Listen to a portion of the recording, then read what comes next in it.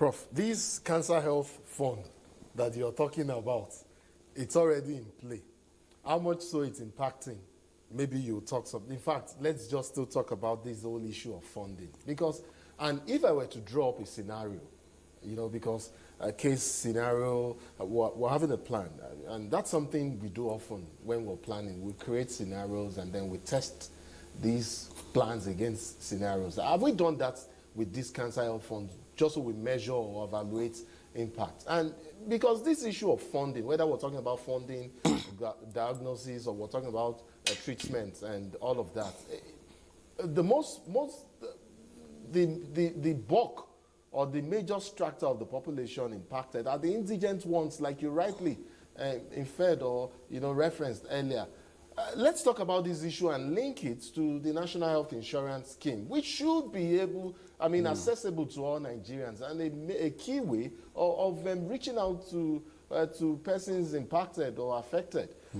Except things have changed overnight, I do know for a fact that the NHIS fails to provide cover for many advanced medical procedures, like cancer, making a greater percentage of Nigerians, having to access, these services or healthcare services without, by paying out of their pockets, basically or essentially.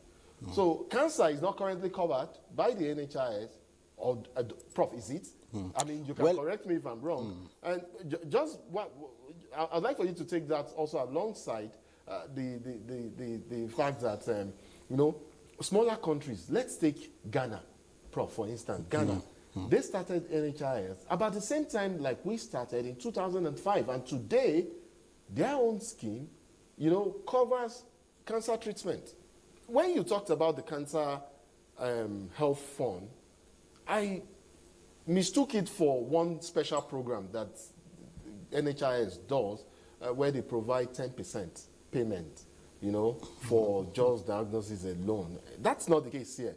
Why can we not link the cancer health plan to the NHIS plan and see how we can expand the scope? Okay, so I think it's a very beautiful question, and this I believe has been running into the minds of many Nigerians. But if comparatively, the country, Nigeria, is actually very large, and we have a lot of competing interests, competing issues. If you want to compare Nigeria with Ghana, with Rwanda, and some other people, it's quite funny. We're often quick to compare. We are always go to the issue of fuel now, and then we'll compare prices. We'll rush to the price of fuel in this place is this. So why is it that we can't compare in this instance? Yeah, it's actually because of our population, and it's actually quite sad. For years back, the previous regime, that we've been having a lot of issues, the abandonment, and then the poor enrollment, the number that we still have, a number of Nigerians that are enrolled into the NHIS used to be extremely low.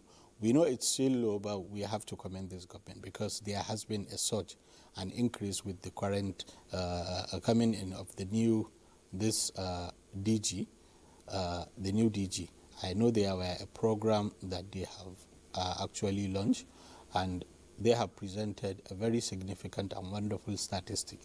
They are about, I think, up to, from what they have inherited, they have increased that coverage to almost, they are about up to 25, they are about to 30%.